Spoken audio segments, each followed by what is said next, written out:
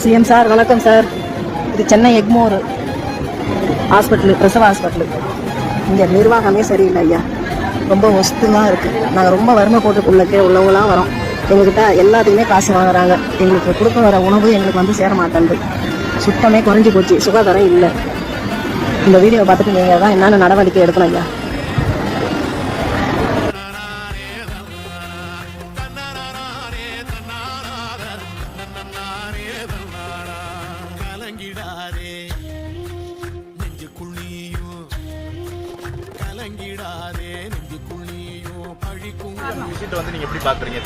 எனக்கு இங்க வந்து அவர் ரசிக்கிறன்றதுக்காக நான் சொல்லல.